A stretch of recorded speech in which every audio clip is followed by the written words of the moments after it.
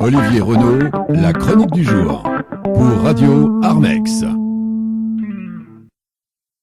Notre invité aujourd'hui, Jérôme Boyer, comédien à l'agence Citélia. Alors j'ai fait une formation dans une école de théâtre municipale, puis des stages également avec des gens comme Pico D'Albono qui sont des maîtres du théâtre italien. Je suis rentré dans une école de théâtre justement pour apprendre, puis assez naturellement, les choses se sont enclenchées avec des projets. Comment êtes-vous venu du travail d'interprète à metteur en scène? En fait j'étais quelquefois frustré, pas du plateau, mais pas du projet sur lequel je travaillais, mais j'avais envie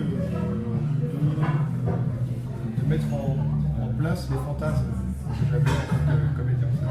Des thématiques qui m'excitaient, j'avais envie de les valoriser, de les faire aboutir, et donc voilà. Donc c'est vraiment lié à des excitations, des rêves dirigés, ça fait partie effectivement du travail de metteur en scène, mais j'avais envie surtout de mettre des projets qui m'avaient fait fantasmer, qui m'avaient excité. Donc après la direction elle se fait naturellement sur les projets.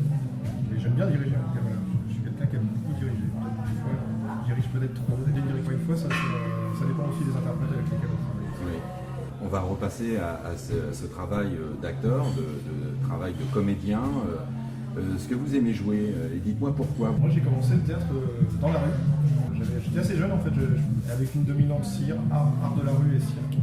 Et j'ai découvert le théâtre de rue comme ça. Et c'était des personnages assez clownesques quand même. J'ai développé vraiment un travail autour du clown. Et assez rapidement, j'ai développé un travail autour du clown dans la rue. Très vite, quand je suis devenu professionnel, j'ai continué ce travail-là. Un travail en performance en fait. En performance, en rue. Je faisais quelquefois des faux vigiles. Et toujours avec comme ça cette espèce d'aspect burlesque, totalement décalé. Un vigile très bien habillé en haut, et puis quelquefois en slip, pas de pantalon, enfin des choses complètement décalées. Mais toujours avec un air sérieux. Et du coup, j'ai continué de temps à autre ce genre de personnage. Essayer comme ça de décaler des personnages qui a priori étaient des personnages plutôt sérieux. Vous aimez travailler les contraires alors. J'aime bien travailler les contraires et les contrastes, c'est ça. En tant qu'artiste, quelle est votre plus grande réussite? J'ai quelques...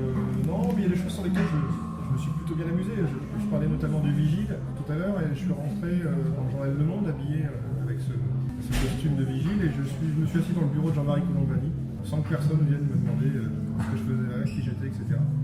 Je suis allé au Lido, je suis allé... Voilà, c'est toujours un peu dans l'excès, dans la performance, un peu comme tous les bons comédiens. J'aimais bien moi cette espèce d'esprit de performance, rentrer, une fois qu'on est rentré, on a envie de ressortir. Je suis allé à la maison de la radio aussi, je suis rentré un peu dans tous les bureaux.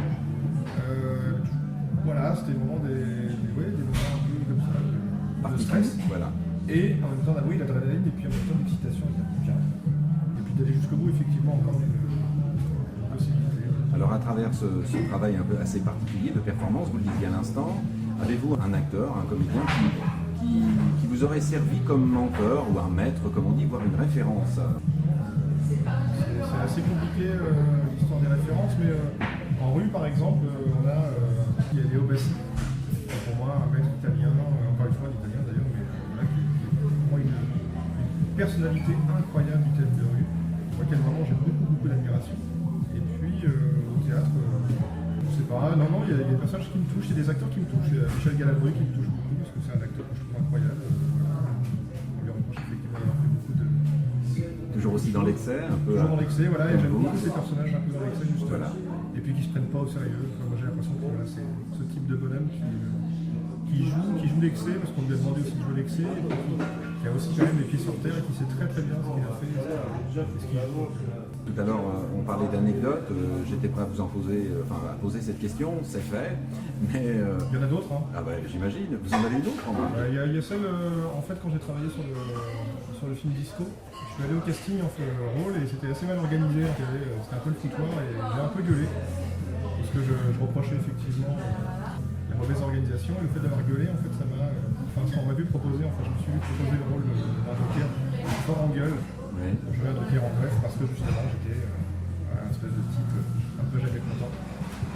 Voilà, c'est une anecdote. J'étais pas vraiment venu chercher un rôle, mais j'ai trouvé bien parce que j'ai gueulé. Si vous pouviez montrer une qualité particulière de comédien aux professionnels qui nous écoutent, vous diriez quoi ou vous feriez quoi en tout cas dans eux s'ils devaient vous prendre pour un rôle absolument dément ou au contraire même à cette démence? En tout cas, moi j'aime l'excès, ça c'est sûr, on l'a pas reproché d'ailleurs, parce qu'on a. On m'a taxé plutôt de provocateur, alors que justement j'étais effectivement dans un rapport à l'excès, mais toujours à la performance. Et donc je suis de toute façon en demande de rôle excessif, très à contre-courant, effectivement, ce que je peux dégager.